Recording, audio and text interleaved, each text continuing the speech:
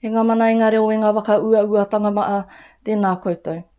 Kei ngā mate maa noa i o tātou marae e inga nei, tēnā uki koutou. Nau mai uki mai ki tēnei wāhanga e ki Anei ko te kupu o Te Uru, ko te tuituinga o ngā pūrongo kuua ki te wiki nei, mai i te reo o Te Uru. Ana, ko Alana Broughton tēnei, e arataki ana i tēnei wāhanga. Ki te mata ki tātou ki te pūrongo tuata i o te wiki. Ki tēnei kaupapa e uri aere ana, e orapa aere ana, ku tai mai ki o tātou ware ki ngā pauhaka mera meki, ku tai mai ki ngā imera, ku tai mai ki te taringa ki te matatonu. Ara, ko te Ruruku Pūtakerongo tēnā. Kei a Phoenix Manly Green, te ruanga o ngā whakamārama mo te kaupapa nei.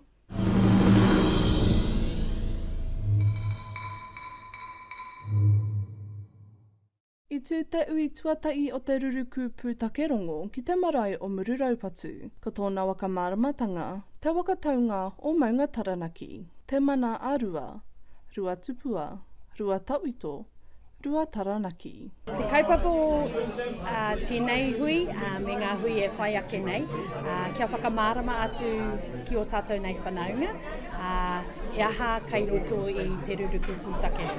Tērā te whakataunga me ki mo tō tātou nei maunga.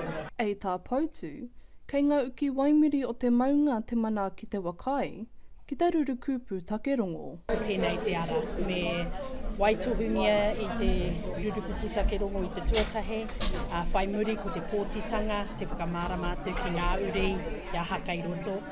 Whai muri i te pōtitanga, mena e whakai mai ana ngā uri katoa, ka waitohu tuturungia i te Ruruku Pūtakerongo. Ei tā pautu anō, e uara i au, e uara i ora tēnei mo te maunga. Ko te tihi o ngā whāinga kia kite ngā uri, he huarahi anō, he huarahi ora me ki o tātou nei maunga kai mua i te aroaro.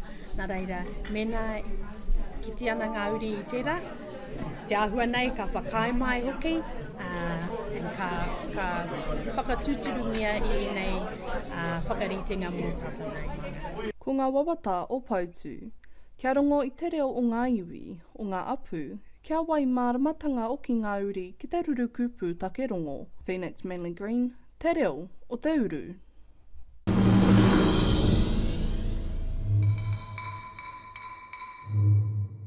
Tēnā koe Phoenix i ngā wakamau ki rā mo te kaupapa e ki Anei, ko te Ruruku Pūtakerongo. E orapa aere ana, e uri aere ana. Tērā, ki mō io mai nā e te iwi, ku neke ia te rangi wakamutunga e tuku atu i tō kupu waka, i tō kupu waka e rānei, me ki o wakaro ki te take nei.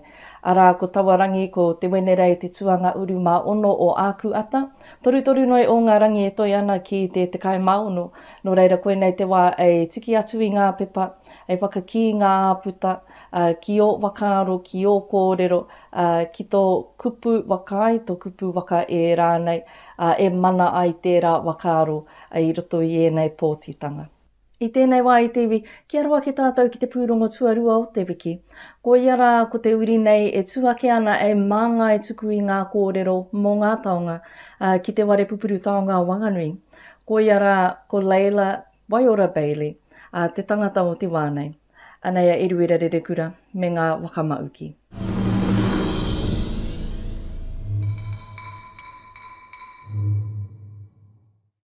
He uri aia no Ngāti Tupoho, no te awa o Whanganui. Ko ia te kai wakāku ou ki te puni tiaki taonga o Whanganui. We were so excited when we were told that Waiora had been successful in gaining the role as the educator Māori here at the museum. And what's particularly wonderful is that Waiora is one of us, and she is an uri of Pūtake, and when she is here, she is back home. Waiora also has a wonderful vibe about her. So she has this lovely, soft, caring, happy way that makes visitors, children, elderly people, all people just want to gravitate to her. E mai ia au I roto I te wahi manuhere. I used to work in the guest visitor services area, and I work part-time 3 days a week, and I absolutely love it because look where I am, look what I'm connected to. But on the side, I was a kapahaka teacher for Kaiwi School, and I was also running Māori Games Night at Kai Hub.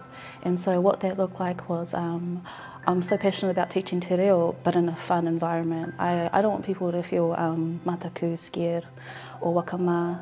So I suppose my whole kaupapa is about bringing out people's light, you know, getting them to engage with te ao Māori and te reo. Ko te pā eko ki te onga tamariki, tētei āua o tōna mai. Fantastic with the tamariki. We had our first mahi harakeke program yesterday and it just went fantastically. It was gorgeous. In fact, it was so good that our class of year 11 teenage girls stayed for a whole hour extra. So it can be quite tricky engaging teenagers, and I was super excited to see how that went. You might notice behind us we have some pūrere hua, some beautiful butterflies, and at the moment Lisa Rewati and I are developing a spring holiday program around ngā pūrere hua. But you know, I've only been kotahi wiki anake 1 week in the job, so I'm just learning. Ana, kei te mai tai rāua, kai aia ona ake pukenga. We are so lucky to have each other, and we are the best team in the world. I think Lisa brings a lot of tūturu, especially a wānui tikanga, and she's got a lot of kaha, a lot of strength, and she's been doing her mahi for so long with tamariki and with kōrero.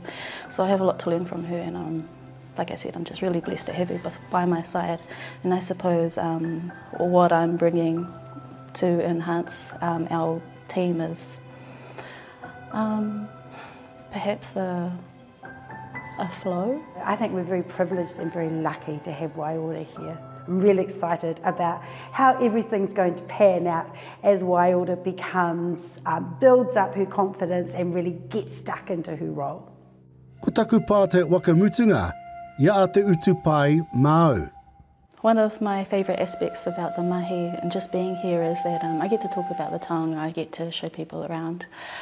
Quite often I will see ngā uri come into the museum and just shake. You're just shaking. Where am I? Oh my God. I've never been to a place that I see my own tupuna. I love telling stories, and I love pūrako and especially our histories. And I really enjoy talking about a taonga and the whakapapa behind the taonga, and I'll talk to someone and I'll get all excited, and I see them start being interested.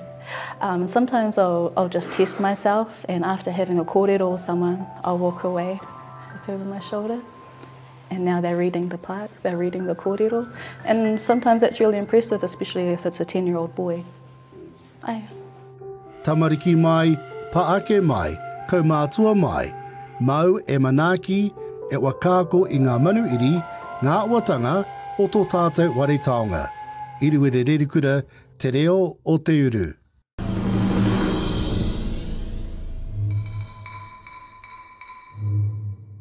Tēnā koe Eru, mau I tai atu ki te ware pupuru taonga o Whanganui ki reira kapo ake ai ngā kōrero, mo te wai nei a Waiora. Me tana tino mai, e tino mai tēnā, te waka kōrero I ngā taonga o te ware, me te ono I era taonga ki te unga ka tai mai ki roto I te ware taonga rā. Ara ka wai wakaaro pia ki te pakeke o te tangata, e pakeke rānei, e tamariki rānei. Ka wai wakaaro ki ona wakapapa, e ono ngā nō pia, kai wainga I te unga me ngā taonga. Nō reira, koina te tino mai te wai nei, e tui I ngā kōrero, e tui I te tangata ki ngā kōrero, ki ngā taonga. Ki ngā wakapapa ki te wenua, ki te ake rānei, koe rā āhuatanga katoa, e nui rawa atu te rama I kei runga I te waine nei a Waiora. Nō reira, e mii ana ki a koe kei te kaima I au ki tērā wāhanga o te pare. Ai te wānei te iwi kei te uri te aro, kei te uri te aro ki te kura tuatai o Tāpero. Kei te paruparu aere ngā ringa mai I te mai māra I tēnei wā o te tau.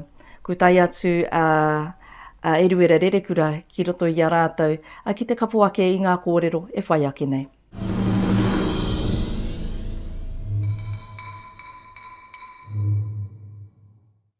Ko te waka ono atu ki te wenua, waka tō kākano, me te wakatupu marakai te mai moe nei tamariki I te rā nei.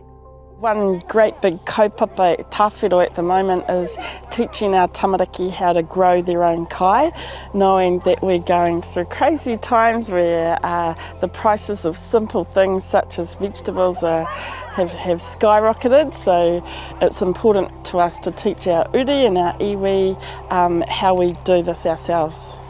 We're setting them up for success for the future, so that they can then show their kids how to grow kai, how to sustain themselves, because we all want our tino ranga tiratanga, and this is the way in which we can do that. And I think that they're really excited because they want to come back. They love playing with the seeds. They love everything about mara, as we were when we were brought up, learning how to get our hands and our fingernails nice and dirty. Kia mau koe ki tō tino ranga tiratanga me tō tua kiritanga te ua pai o tēnei mai. We brought our whole school staff out here a week or so ago, and we love connecting with her and being able to see the awesome job she is doing and encouraging our whole iwi to reconnect with who we are and share the tino taonga of mahi mara. So we're hoping to grab some ideas from her here, take them back to our kura and have the same setup there. Today, tamariki sowing seeds with her so that we get some really, really good seedlings to put in our mara. Last week, I saw a pumpkin that was $17. And I think, you know, if our kids have the knowledge to be able to grow their own kai, starting right now, then we can exponentially grow that. It's not rocket science. It's actually a science we need now to have integrated into all of our classrooms. And it's nothing new. We just want to hold the line with mara kai and with kai sovereignty. Ākoa ko te kura o tāwhiro, te kura e are mai ana ki tēnei papakainga ki ngā tātā o Te Awa Tupua, e wāti ana ki ngā kura katoa. Our doors on Kibiora Papakainga are always open. This is what we do. This is what our parents taught us to do, actually. And she's a visionary, one of many visionaries with our principles and different kura, mainstream and kura kaupapa Māori as well. And so anyone is welcome to come to us. We want to share as much as we can so that the ripple effect happens with all of our kids, and to create more botanists, to create more ecologists, because Papatuanuku and our Awa Tupua, rangi nui, our planet needs help, and this is the way that we can give back. He mahi rangatira te mahi mara, no reira kia kaha tātou katoa. Ki te mōi o te tamaiti ki te wakatupu marakai, ka kore aia e ia kai. Iru e re rerukura, te reo o Te Uru.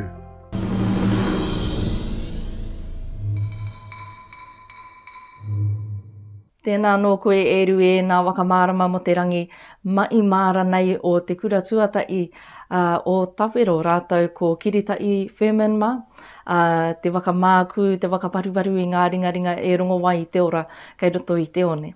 Tērā tēte I kōrero I ua ke te pūrongo rā, ko e nei mai ei rongo wā ki tērā mate o te wā, arā ko te mate kai nā te nui o te utu ki ngā kai, ki ngā ua rākau, ki ngā ua wenua. Nō reira e kātū rongo wā tēnei mai I tēnei wātonu. Oi anō ki tua o tērā, he taonga nui te iau ngā kōrero kai te māra. Ka pērā tonu, ka wakatongia te kākano, ka ruiruia ki te wai, ka poipoia ki a pūāwai. Koira te āhuatanga o te tupu I tēnei au, e ai ki tātou te Māori. Ka whakamātauria a tātou tamariki I ngā kura, ki ngā pepa whakamātautau. Āna e wā I ki te whakamātautau, engari mo te whakamātautau I te mana o te tangata, e ai ki ngā pepa. Kāre pia tērā e tikana ki tātou, kāre pia e wā I ki tērā mo tēnei āhuatanga, te whakamātautau, te ui rānei, te mana o te tangata. Engari, ki oki ake tātou ki o tātou anō paiaka, ki reira arowai ki ngā kōrero, te iau ngā kōrero, te iau ngā wakaro. Ka pērā oki te kawe mai I e rā uatanga ki runga I a tātou tamariki mokopuna, ki pai ai te poipoi I a rātou, ki pai ai te poipoi oki I o rātou wawata, I o rātou moimoia, kia ua ake, kia tinana ai, e rā whakaro o rātou mā. Oi anō, koira ngā kōrero pau me ki mo te māra. I tēnei wā ka uri anō te aro e te iwi. Kei te uri te aro ki tēnei rangi wakanui, e rangi wakangao, ara ko te tui ora gala. I tai atua Phoenix Manly Green, ki reira, ki te kapuake i ngā kōrero. Kei a koe te mauri e Phoenix.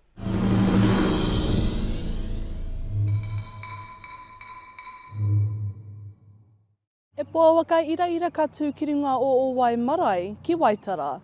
E kaupapa i waka tū a tui ora, kia wakanui i te iwi. Nau mai ki te pō waka ira o tui ora. No o wānanga ai te tira o tui ora, kia wai ononga ngā kaimai, ki o rātou pia. Main purpose was to bring us together to ensure that we move forward together. It's been a long time since Te Uru has been able to do this because of COVID, and this is the opportunity for us to, firstly for me to get to know my new team and for them to really get to know me, and I think they have over the last couple of days, so that we can move as one into the future. Ka mutu pēr tēnei wānanga ki au e rawe, kāri tū atu, ki ana e te pai ki atu te ngā au i te wānanga, engari ki au i āretai e rā mea e rua, ai roto i ngā rā rua nei. Rawe, tino pai, ka eke pēr ki te taumata i wawata te ai. Ei tā winter, e kua nge te ngā kau te kite, te rongo o ki ngā wakaro o te tira o tui ora, mo te auara o ngā āpori, uri noa ia Taranaki. It's absolutely fantastic to be able to listen and see and watch and hear what it is that each of them do, the teams that they're in, and how they're serving the community of Taranaki. It's an absolute privilege and just so warm. So warm. I'm astounded by the talent, the aroha, the big heart, the mahi, the things that we do every day. We don't get a chance to come together like this often to talk about it and to celebrate it. Ko Staramingo te kaiwiwi i te to'u au o te tari, ko te aroa o Tanaka Uimai, i rongo. I'd like to congratulate June Stowe Domingo. I'm really happy with the support of my team, and I'm really surprised because they didn't tell me that I'll get the award or they nominate me.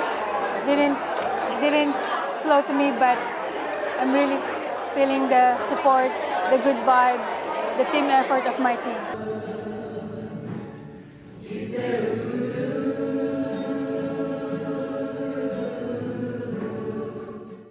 E kua nge te ngā kau oruakere, te waka waireka, a te tautu i anō i te wairua me Tanaka ui, i Wanganui, i a Puanga.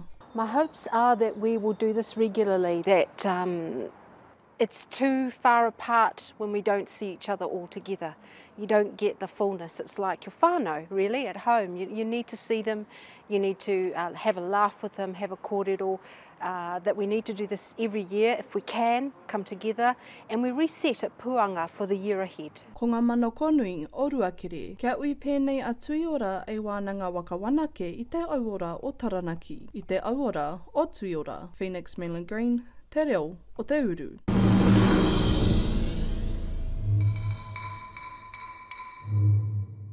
Kei te mihi atu e Phoenix e nā kōrero mo te pōwakanga o tui ora. Tērā ka tīkina atu ko ngā kōrero i uake mo te noo a wānau me te painga o tēnei noo. E te i wānau ka mai a ngā mai i te rā, ko ngā tamariki ki te kura, ko ngā mātua ki te mai, ko wete i ki te kāinga e wakariterite ana i ngā mai o reira, i ngā kai o reira. Oi anō i te mutunga o te rangi, i te pō ka noo tai ki te kai, ki te āta wānangananga, i ngā mai o te rangi rā, ki te wakanga au peange e taa wakanga au kei reira, engari nā ka noo tai ko e rā āhuatanga e rua, ko te wānanga me te wakanga au. Ka mutu me waiwā ki te noo tai ki te tuku i ngā kōrero, ki te tuku o ki i ngā mii, kei noo kumara te tangata. Hoi anō ka ata waiwakaro ki tērā wakatauki mo te kumara kare kōrero ana mo tōna anō reka. Engari e mō i o tonu ana tātou te tangata ki te reka o te kumara. E ai mō i o wai tātou ki tōna reka, ara nā te mii a te tangata ki aia. Nō reira, e wā anganui pēr tērā, te tuku i ngā mii, kei riro mā te tangata ānā nō mii e tuku. Oi anō, koirara ko te pō waka ngāu o Tuiora. Kei te uri anō o te aro e te iwi, ki te kuninga ki pūre urua, ki rangi tāne. Ki tēnei waine e taka i ana i te ara o tāwaki, e waka ki ana i ngā tapuai o ona tūpuna. Ara, koe ara ko te waine nei, a e rana kā. E a ngai ana ranga au, ki tana tō ukairangi. Anei a Regan Paranui, me ngā kōrero.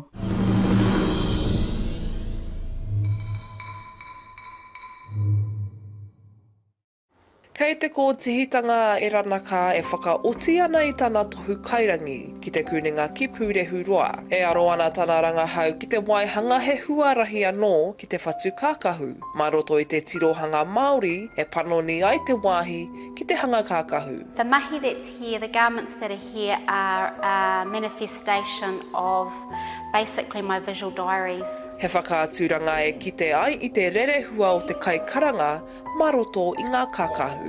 Thought, let's get really intimate with the kaikaranga and adorn her body and look at her function in a way beyond the scene elements and have clothing that is utilitarian in that respect and that it emphasises what she's doing spiritually and the service that she provides beyond how she appears. I roto i ngā taukua haere aka i te motu, kia wānanga tahi ki ngā kaikaranga, kia waihanga i enei pūeru. Then I had to question what was beauty and what was functional and try and decolonise my understanding of how a body can be adorned. Me te aha ko tāna e whai nei, kia panoni i te tirohanga o te tangata ki ngā kākahu. I really wanted to flip that and look at clothing being taonga, but taonga as it speaks to our ancient value systems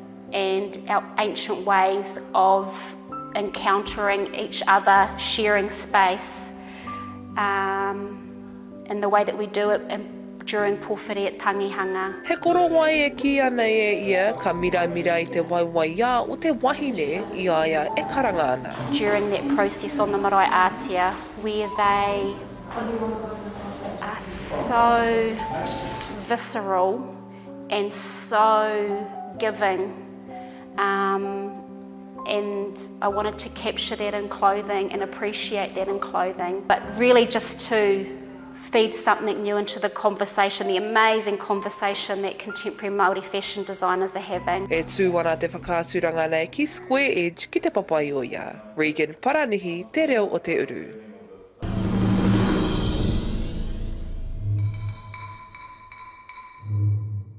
Tēnā koe Regan, e tai atu rā koe ki te kuninga ki pūre urua ki te tawira nei kia e ranaka ki te waine rā.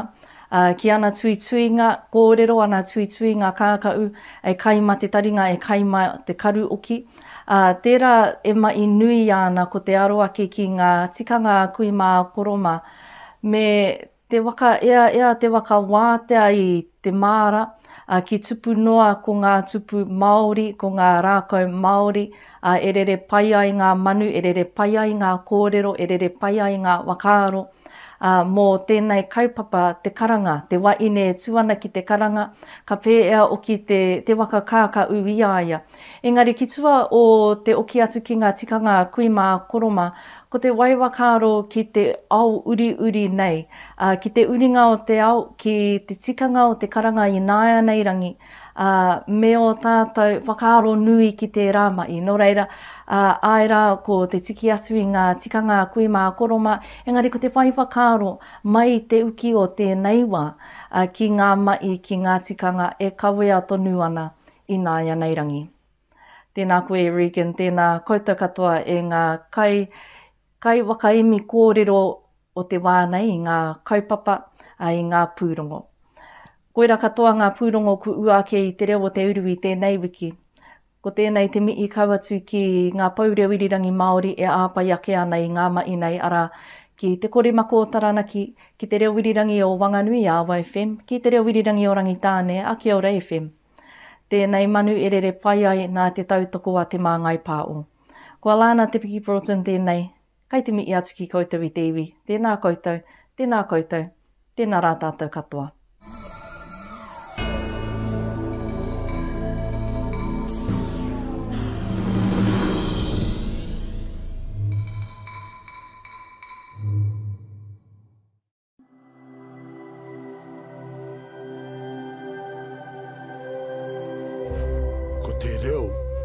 te take.